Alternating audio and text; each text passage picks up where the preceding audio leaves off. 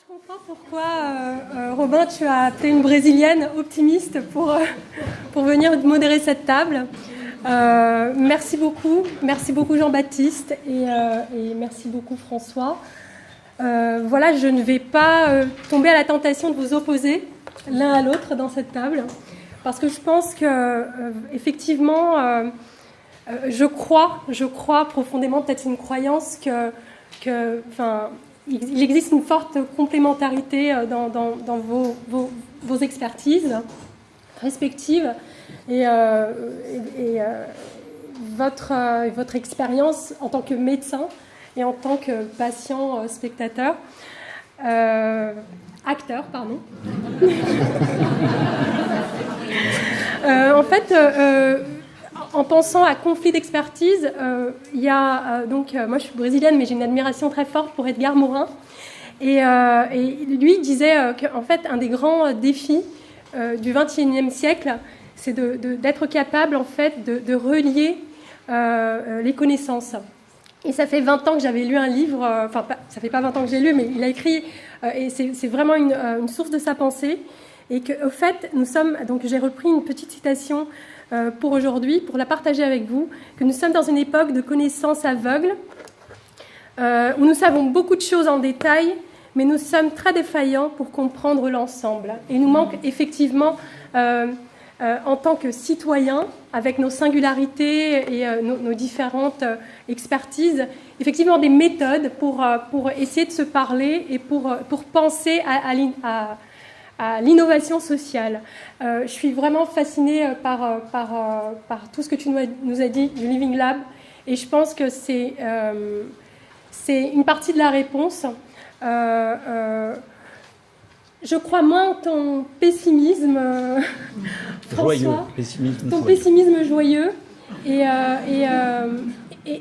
voilà. Alors juste pour mettre en perspective là d'où je parle, je pense que c'est pour ça donc, que Robin m'a demandé de venir. J'ai un quart d'heure, un petit peu moins, et je vais laisser la parole aussi. Ok. Donc, je fais une thèse sur le Brésil. Je suis brésilienne et je travaille en fait avec une communauté citoyenne de patients et de patients de lutte contre le sida, donc fortement. Et c'est un grand réseau dont participent aussi des médecins, des professionnels de santé qui défendent le système de santé publique brésilien. Et avec l'émergence des brevets pharmaceutiques, la société civile brésilienne, cette communauté que je vous décris, est parvenue à construire des contre-expertises très fortes dans le droit de la propriété intellectuelle.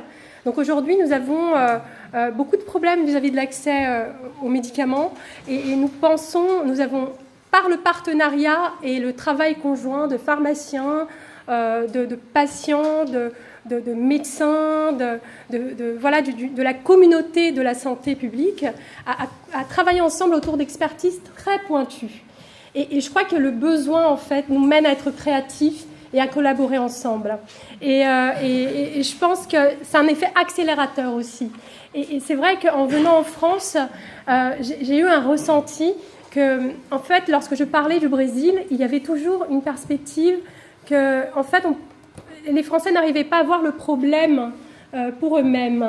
Je ne sais pas vous dire, il y avait une insouciance du besoin parce que, en fait, le système français fonctionne tellement bien et les patients ont accès à l'innovation, comme on l'a souligné. Mais c'est vrai que c'est... Comment vous dire Voilà, je fais partie aujourd'hui d'un engagement dans lequel l'idée c'est de travailler en fait avec la communauté de la santé publique pour travailler en amont les problèmes de l'accès. Alors moi, ce que je voudrais faire avec vous, parce que je me suis un petit peu perdue dans mon fil, c'est de renvoyer en fait le défi et l'opportunité de vous poser la question à nos intervenants. Et à l'audience, si elle arrive à utiliser son imagination, parce que ce matin on a parlé, oui, mais donc autour du médicament, on n'a pas aujourd'hui en France un forum où on puisse, citoyens, où en effet la réaction citoyenne existe, mais il me semble qu'elle est extrêmement fragmentée et difficile à lire même pour en fait, toute cette trajectoire est extrêmement chaotique lorsqu'on y atterrit. On part chacun de notre point de vue. Et effectivement, il n'existe pas un forum de citoyens, ou peut-être il existe, hein, vous m'apprendrez quelque chose. Et s'il n'existe pas, à quoi aurait-il l'air? C'est toi qui avais parlé. Voilà. Alors, si on décidait d'inventer ici ensemble, quel serait... le prochain agenda où on va se rencontrer pour essayer de créer un débat citoyen commun autour d'un partenariat où il y aura peut-être des conflits, d'expertise, mais en vue d'une finalité commune, où l'action de chacun pourrait être complémentaire. À quoi cela aurait-il l'air? Enfin, de quoi ça... Qu'est-ce que ça... Est-ce que c'est possible de penser l'avenir, ou est-ce qu'on est trop... on aime tellement le conflit qu'on n'arrive pas à regarder au-delà et au-delà et au-dessus de nos singularités pour travailler sur un projet de société et autour du médicament et de l'accès au traitement et voilà. Est-ce que je vous renvoie cette question? De quoi ça a l'air alors? On parle beaucoup de la critique et moi je veux savoir, pour un projet de société à la française, de quoi aurait-il l'air? Alors, moi j'aimerais bien commencer, puisque tu ne veux pas nous opposer. Moi j'ai envie quand même d'être polémique. Je suis venu pour ça. Et du coup, j'aimerais vous demander comment est-ce que vous faites pour être pessimiste mais serein. Ça, c'est... Non, la réponse est très simple. Hein. La réponse est très simple. J'ai 67 ans. La vie m'a beaucoup donné. Voilà. Donc, non, je suis inquiet pour mes enfants. Voilà, ça va. Voilà. Non, moi, personne. Voilà, c'est pour ça, moi, je suis serein pour cette dimension. Alors, pour répondre à la question... Alors, je vais pas citer Edgar Morin, mais Edgar Morin, dans son premier tome, La connaissance de la connaissance, commence par une citation de Saint Jean de la Croix. Pour atteindre le point que tu ne connais pas, il faut parcourir le chemin que tu ne connais pas. Voilà. Je m'en sers beaucoup quand je vais en week-end, avec ma femme m'engueule parce qu'on se perd. Voilà. Alors, moi, si vous voulez, déjà, il y a une chose qui me paraît hyper importante, c'est qu'on ne peut pas ne pas décider. Voilà. Si on ne décide pas, c'est qu'on laisse faire l'histoire naturelle des décisions. Vous voyez, nous en médecine, quand on décide de ne pas traiter, c'est qu'on laisse faire l'histoire naturelle de la maladie. Et dans la société, quand on ne décide pas, c'est qu'il y en a d'autres qui décident. Et donc, je milite pour qu'il y ait une prise de décision. Voilà. Et ne pas dire, bah, on va vous voyez, l'abstention n'en est pas une. Hein. C'est choisir la valeur par défaut. Alors, ensuite, en ce qui concerne le premier débat qui a été extrêmement tendu sur ce qu'on appelle sans doute la tension éthique, sur le prix des médicaments. Alors, d'abord, le taux de retour sur investissement de l'industrie pharmaceutique sur ces 8 dernières années a baissé. Il est toujours très élevé. C'est un rapport de la société Deloitte, qui est la première société d'audit et de consulting. Et donc, c'est toujours très élevé, mais ça diminue. Et mon interprétation et les recommandations que font les gens qui conseillent l'industrie pharmaceutique, c'est de modifier les protocoles de recherche, l'accès direct aux patients, l'utilisation directe, enfin bon, je ne vais pas entrer dans les détails, mais en gros que le monde numérique, l'ambition de l'industrie pharmaceutique n'est pas d'augmenter le prix des médicaments, puisqu'ils ont bien senti, ils ont peut-être testé, si je peux rentrer dans la théorie du complot universel, qu'ils ont atteint un seuil de tolérance sociale qu'ils ne vont pas dépasser. La preuve, c'est qu'ils font des campagnes de publicité pour... Donc le gisement, ce que disent les gens, moi je lis le Harvard Business Review régulièrement, hein. C'est pas mes amis, mais je veux savoir ce qu'ils pensent. Et donc le gisement de profit de l'industrie pharmaceutique dans le futur, ce n'est pas d'augmenter le prix des médicaments, c'est de baisser le coût de la recherche. Et ils vont y arriver. Voilà. Donc, mais tout ça, à un moment donné, si vous voulez, peu importe, hein, c'est de l'argent collectif, ça doit être des décisions collectives. Voilà. Donc, moi, l'essentiel, c'est que le portefeuille des actionnaires se porte bien. Alors, non, enfin, si, il diminue un peu. C'est pas parce qu'il continue à gagner plus d'argent que l'assurance vie des fonds euros que le. Et si vous voulez, là encore, si vous voulez, moi, j'essaye de me débarrasser de ce dont j'ai été victime quand j'étais plus jeune, victime consentante, hein, de l'idéologie, du bien, du mal, ainsi de suite. Donc, ce que je fais, ce que je regarde aujourd'hui, c'est le discours de la société Deloitte que je lis du début à la fin sur recherche et développement dans l'industrie pharmaceutique. Donc, certes, il y a encore des dividendes importants, mais vous regardez leurs chiffres, alors c'est toujours considérable. Hein, une assurance vie rapporte 1%, 1,5%, ce qui est moins que l'inflation, alors que l'industrie pharmaceutique aujourd'hui rapporte 10%, alors que c'était 15 ou 18. Donc ne colorons pas avec essayons de ne pas trop colorer le monde tel qu'il est. Donc moi, ce que je veux attirer l'attention de tout le monde, puisque je veux que tout le monde participe aux décisions, c'est les modalités de la recherche doivent être l'objet de notre attention, puisque si l'industrie pharmaceutique s'y intéresse, c'est pour gagner de l'argent, et s'ils gagnent de l'argent, c'est qu'ils me le prennent à moi et à mes enfants. Moi. Est-ce que tu veux dire quelque chose, toi ? Mais pour revenir sur sur ce forum, la difficulté, c'est qui vient à ce forum. Donc là, en l'occurrence, aujourd'hui, c'est une forme de forum à laquelle on participe, mais l'industrie pharmaceutique n'est pas là. Je ne sais pas si elle a été invitée, elle n'est pas là, en tout cas, je pense. Je pense que ce n'est pas le bon moment pour lever la main, mais, mais elle n'est pas là. Et qui participe, mais aussi bien en termes de secteur, d'activité, de chercheurs, de professionnels de santé, mais aussi qui peut participer. Est-ce qu'un patient équivaut à un autre patient ? Moi, j'apporte mon point de vue aussi, avec ma pathologie, je ne représente pas tous les patients de ma pathologie, donc qui parle ? À un moment, il faut que tout le monde parle. Alors comment on peut être dans un forum où tout le monde parle, y compris ceux qui ont peut-être donc des difficultés d'accès, d'accessibilité aussi, ne serait-ce qu'au lieu, ne serait-ce que si c'est une participation citoyenne sur Internet pour les personnes qui sont aveugles, qui sont sourdes, etc. Donc c'est impossible. J'aime pas dire impossible, mais sans aucun doute difficile.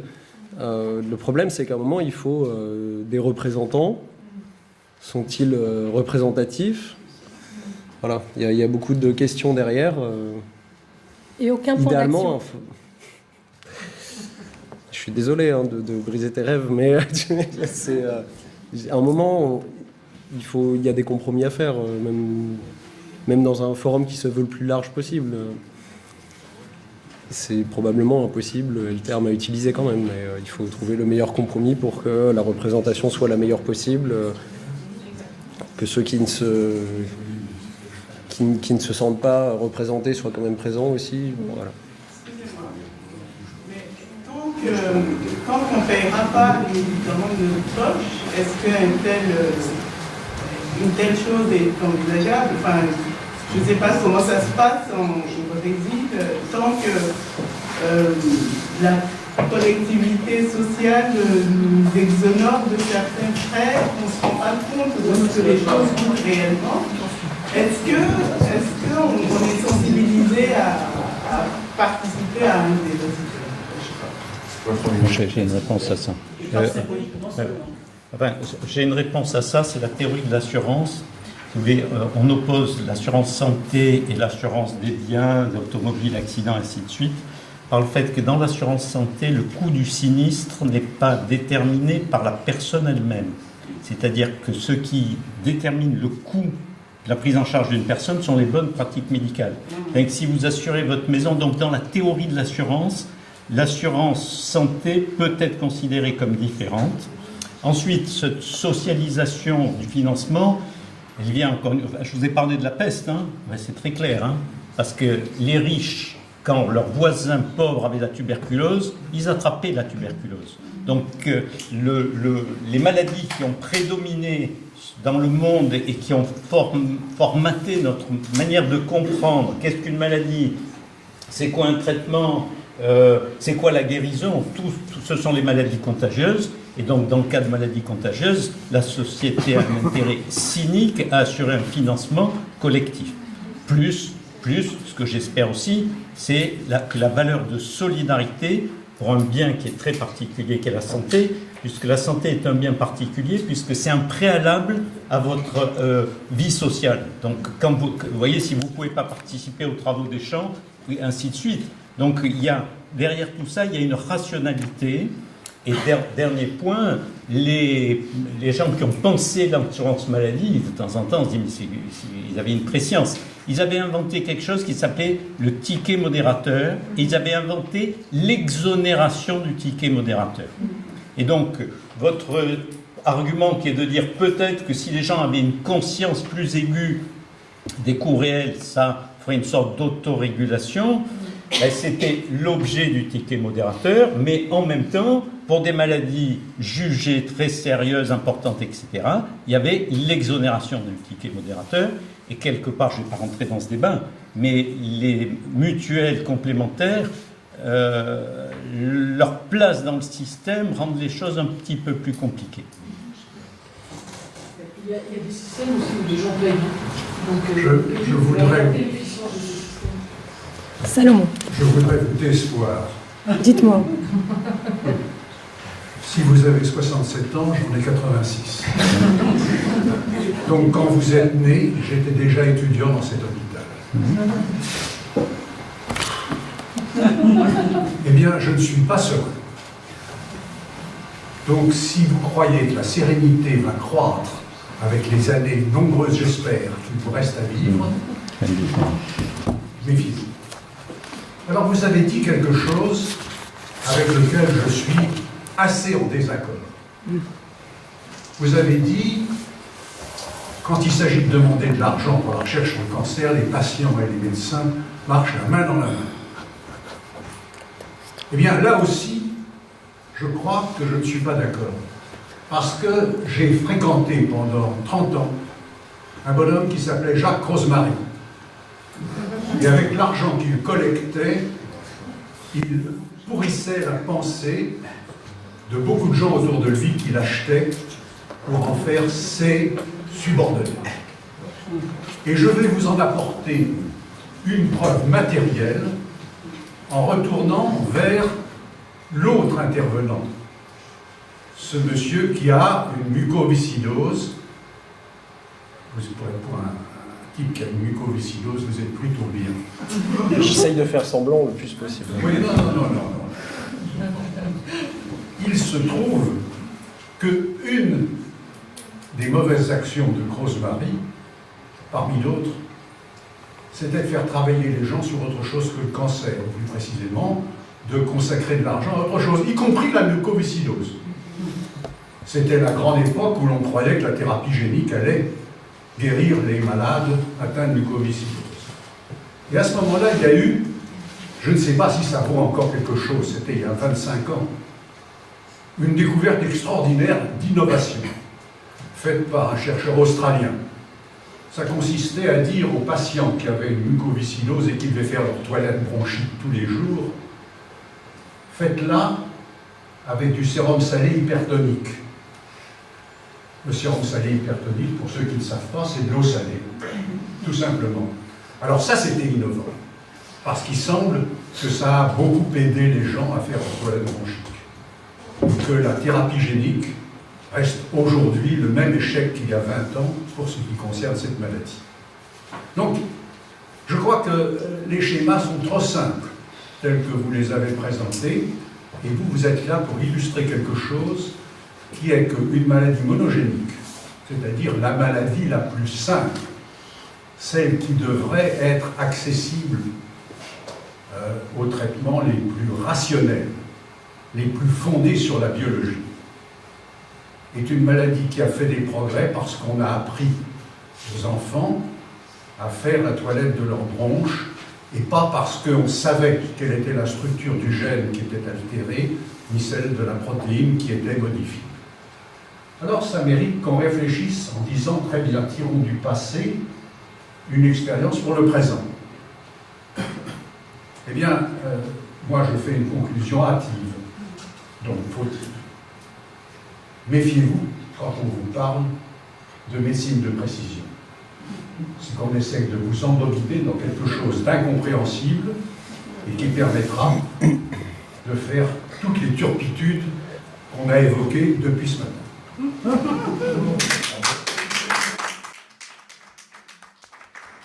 Ça marche toujours le truc hypertonique? Oui, moi je le fais pas, mais oui, il y a des patients qui le font et c'est a priori efficace.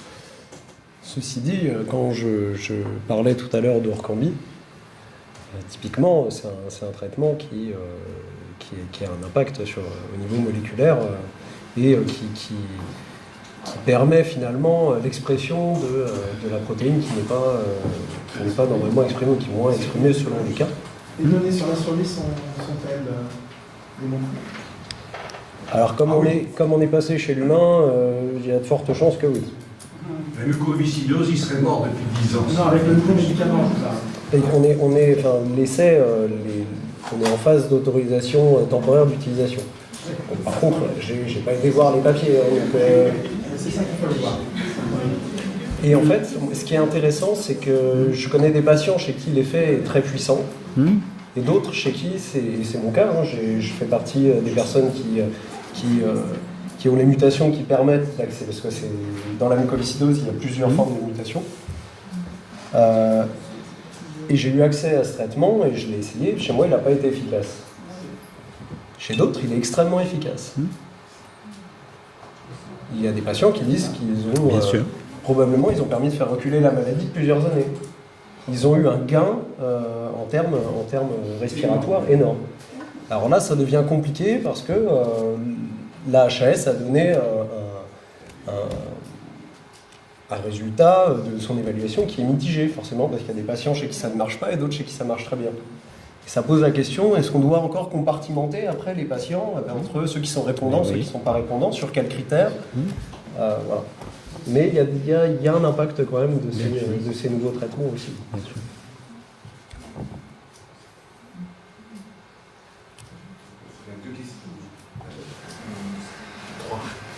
Je voulais réagir reprendre cette question qui était faite ce matin, ou cette interrogation, sur la nécessité d'un espace de débat public, ouvert sur le médicament, qui pourrait être un espace éthique d'ailleurs. Je crois que c'est très important. La régulation est très importante, la production de règles, de débats, etc., de règles formelles, juridiques, mais il me semble que les pratiques sociales elles-mêmes, la participation des patients, citoyens, sont toujours un peu en avance sur la production des normes juridiques notamment. Je voulais poser une question sur le Living Lab. Est-ce que la contribution des patients à cette activité, dans cette technologie, est-ce que la contribution des patients dans le Living Lab, dans l'activité, sur la plateforme Living Lab, est reconnue? Est-ce que par exemple, on peut s'interroger, est-ce que ce serait du travail gratuit qui intéresserait les compagnies de pharmaceutique? C'est une question qu'on peut se poser complètement, et ça pose d'autres questions derrière, qui sont les questions du statut du patient. Est-ce qu'on peut être salarié parce qu'on est patient en tant que tel? Est-ce que notre mission c'est d'être patient? Quelles expertises il y a derrière? Est-ce qu'il faut, voilà, ça pose beaucoup de questions, mais qui ne sont pas uniquement liées au Living Lab, mais aussi à tout le débat actuel sur le patient expert également. Et il y a des personnes qui vont aussi vous dire que si on rémunère les personnes, on introduit aussi un biais après dans la façon dont elles vont. Je ne le pense pas. Enfin, en tout cas, on peut introduire un biais, mais je pense qu'il y a une production de connaissances, un apport dans la co-conception qui va potentiellement à terme permettre à une entreprise de valoriser économiquement ce travail, d'en tirer aussi des profits potentiellement. Donc, quelque part, ce serait logique que le patient, au-delà de son retour, parce qu'il a accès après à la technologie notamment, qu'il va peut-être devoir payer qu'il ait aussi un retour d'une autre manière. Mais vraiment, voilà, là, la question est ouverte. On avait deux questions encore. Et je voudrais juste aussi dans le modèle idéal, un Living Lab, c'est de l'innovation ouverte, c'est-à-dire que les partenaires vont en tirer des bénéfices, l'industriel, le privé et le public aussi. Après, on protège tout ça ouvert, ça ne veut pas dire pas de protection. Hein. Ça veut dire qu'à un moment, il y a un espace commun de partage de données. Il y a des espaces qui peuvent être aussi clos de chaque côté. Il peut même y avoir deux industriels qui travaillent ensemble, plus une collectivité, plus pour le coup des patients, par exemple. Et finalement, on peut aussi imaginer que le patient a intérêt à ce que l'espace public gagne aussi, et la recherche gagne des connaissances aussi par son... Voilà. Pardon, excuse-moi. C'était juste qu'il y avait des questions, madame. Oui, alors vous nous invitiez tout à l'heure à penser ou à rêver un forum citoyen sur le médicament. Ah oui. Je note qu'on n'y arrive pas. Ça, c'est une réflexion. Et à cela, Monsieur Faure, vous avez évoqué la question de la représentativité des patients. Moi, j'ai une question. Pourquoi faut-il se questionner sur la représentativité des patients et pourquoi on ne se questionne pas sur la représentativité des professionnels? Mais il y a tout autant de raisons. En tout cas, elle n'a pas été citée. Voilà. On se questionne beaucoup. Il y avait une autre question. L'expertise fondée sur l'épreuve n'est pas encore mise en place. Je vais juste faire un petit lien. C'est pas qu'on n'y arrive pas. J'ai vu des choses très intéressantes se passer en France, notamment l'émergence de l'économie solidaire et sociale. Et j'ai participé d'un forum qui s'appelle Convergence, où beaucoup de choses sont en train de se passer pour révisiter la chaîne dans d'autres domaines que de la santé, mais où beaucoup d'idées sont en train d'émerger, de modèles économiques différents, où les acteurs de la société sont en train de faire bouger les choses. Et je vois pas pourquoi ce serait différent. Dans le domaine du médicament, et c'est pas particulier de la France. Il y a des choses qui se passent. C'est juste qu'il faut qu'on s'éveille aux besoins et l'urgence, peut-être. Il y a quand même une spécificité au développement, à l'innovation pharmacologique et oui, bien sûr, c'est le coût de la R&D qui est énorme, et dans l'économie sociale et solidaire, les coûts sont en général des structures sont moins élevés. Ça, c'est quelque chose aussi. Par exemple, au Brésil, nous avons un réseau. Enfin, je dis pas que le Brésil est un modèle, surtout pas. Pourquoi pas ? On a beaucoup de problèmes, mais on a par exemple un réseau de laboratoires publics. Où la figure du laboratoire public, il est là pour réguler le marché et les prix des médicaments. Donc il y a toute une politique d'innovation dont en France je ne vois pas, écoutez le mot politique d'innovation ni politique industrielle. Je ne dis pas que le Brésil est un modèle, hein, mais il y a des choses intéressantes qui se passent et pourquoi pas discuter une structure qui soit au service de l'intérêt public. Pourquoi on arrête de penser à la possibilité d'avoir des structures industrielles qui soient dans un modèle qui ait une légitimité et une confiance sociétale. Là, on est bloqué sur un mur et je vois pas... There is no alternative. DNDI, vous avez bien dit ce matin, je crois. Pardon, il y a d'autres questions, je crois. Vous avez une question? Ah oui, c'était vous. J'ai peut-être un petit problème. Je m'interroge sur le fait qu'en certaines thérapeutiques ont des effets adverses qui n'avaient pas été prévisibles. Je pense à la PrEP par exemple, en discutant avec des collègues qui sont révoltés par le changement de comportement de certains patients qui du coup ne vont plus se protéger et on voit de nouveau une émergence des maladies sexuellement transmissibles. L'erreur vient d'où? C'est parce qu'en amont, justement, quand on a réfléchi à la PrEP, on n'a pas on n'a pas réussi à évaluer les conséquences sur les modifications de comportement, ou est-ce qu'après coup, il faut prendre des mesures? Certains collègues me disent qu'il faudrait faire payer finalement ce traitement post-exposition pour essayer de responsabiliser les patients. C'est une question qui est quand même très grave. Est-ce qu'on doit responsabiliser les patients? Est-ce qu'on doit responsabiliser les soignants qui sont à l'origine de la recherche? Voilà, j'ai pas de solution, hein, mais d'où vient le souci? Il est multiple, je pense. Alors, moi, il y a une chose qui me paraît évidente, encore une fois, c'est quand on met autour de la table, au début d'une recherche, tous les acteurs, on gagne en efficacité et en légitimité. C'est-à-dire que, je ne connais pas très bien le cas que vous abordez, mais j'imagine qu'une des manières de limiter les effets pervers, c'est d'entendre dès le début des points de vue différents. Et je pense qu'un nombre important d'errements aurait pu être évité si, en particulier, on avait pris en compte à la fois l'expérience de terrain, si vous voulez, quand on fait de la recherche dans un CHU hyper sophistiqué, avec des outils de diagnostic hyper sophistiqués, si vous voulez, ce que la différence que les anglo-saxons font entre l'efficacité théorique et l'efficacité observée, c'est que si on ne tient pas compte du terrain, des acteurs de terrain, de l'implémentation du terrain, de l'ajustement du terrain, on a entre le monde idéal de la recherche clinique pure, éthérée, et la réalité, des différences qu'on peut considérer qu'on aurait pu partiellement, mais pas tout le temps, limiter. Mais en plus, je trouve que c'est une valeur morale, déontologique. Même si on ne gagne pas en efficacité, j'estime que faire participer les acteurs de terrain à la réflexion en amont, c'est une position de principe et de respect qui ne peut à terme que d'avoir des conséquences bénéfiques. Jean-Pierre Dupuy dit que la seule morale qui, à terme, produit du bien utilitariste, c'est la morale. Et les prises de position déontologiques qui, à long terme, se trouvent être les plus efficaces. Je suis assez d'accord avec ça. Alors, je viens d'avoir une dernière audience. Sinon, on a une pause d'un quart d'heure. Un quart d'heure. Okay. Merci beaucoup. Merci.